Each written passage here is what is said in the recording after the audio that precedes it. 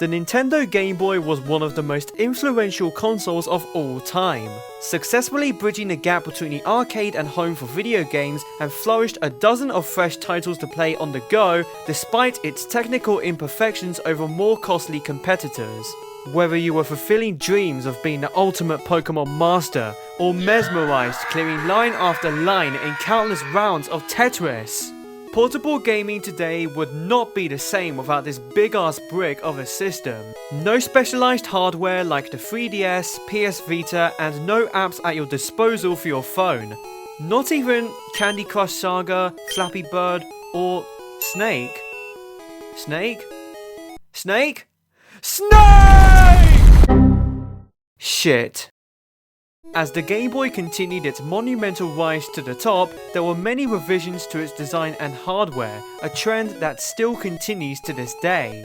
From the Game Boy Pocket, Color, Advance SP, to the Game Boy Light. What? You've never heard of one? Well, it's perhaps no surprise.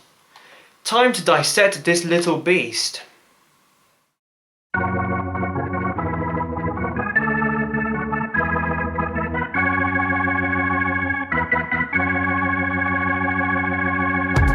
This is the Game Boy Light, one of Nintendo's most obscure pieces of hardware. It was released only in Japan in April of 1998, retailing for €6,800 and available in two standard colours of gold and silver, as well as a range of special edition models varying from Astro Boy to Pokemon outfits. Aesthetically, the Game Boy Light is very similar to its predecessor, the Game Boy Pocket, right down to its layout. On the back, there is a more noticeable change through the usage of two AA batteries instead of AAAs from before, making the Game Boy Light a more comfortable feeling for the hands with its smooth bulges, in contrary to the boxy, kinda unfinished design from before. So, what's the point of this hideous piece of crap? I hear you ask. Maybe we should dim the lights for a second. Not in a sleazy way, of course. That's right, through the flick of an extra switch, you could finally play Game Boy games in the dark. Man, this would have been amazing back in the days of worm light, booster lights, and whatever the hell this Frankenstein abomination is. I'm honestly freaked out.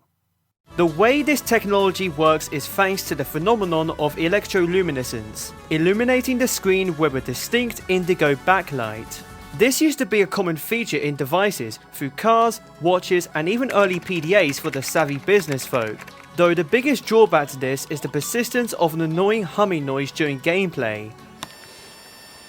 Yeah, the 90s were a very noisy time to be alive.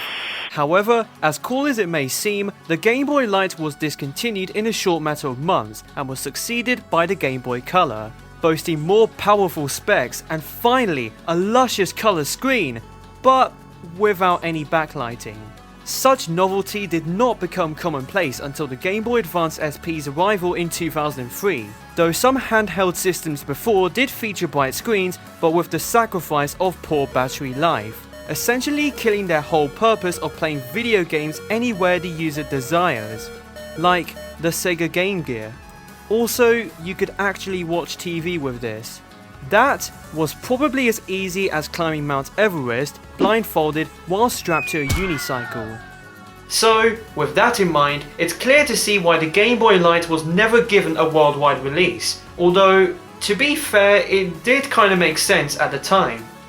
Why waste precious time and resources flogging this when something entirely brand new would hit store shelves very soon after? In other words, the smartphone business model in a nutshell.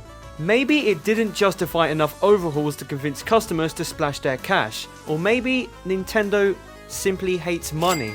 Besides, it's slightly obvious following no news on an upcoming Metroid adventure, no Super Mario Galaxy 3, and excess amiibo shortage. I only have 5 figures. Overall, the Game Boy Light is a quirky, forgotten relic from Nintendo's vast history.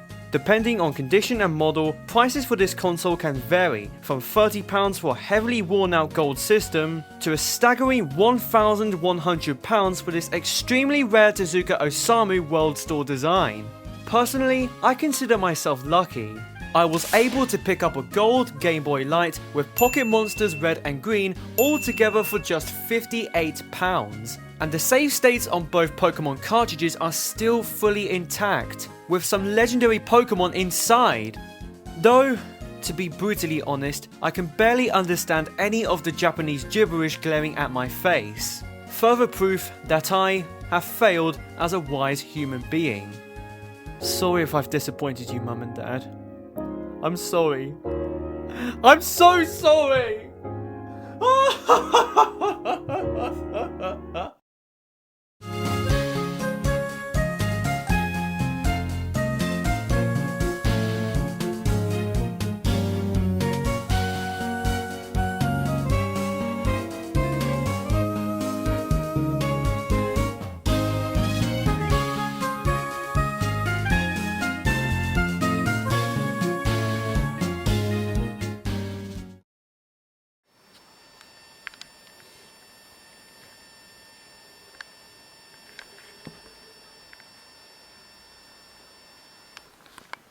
How are you doing?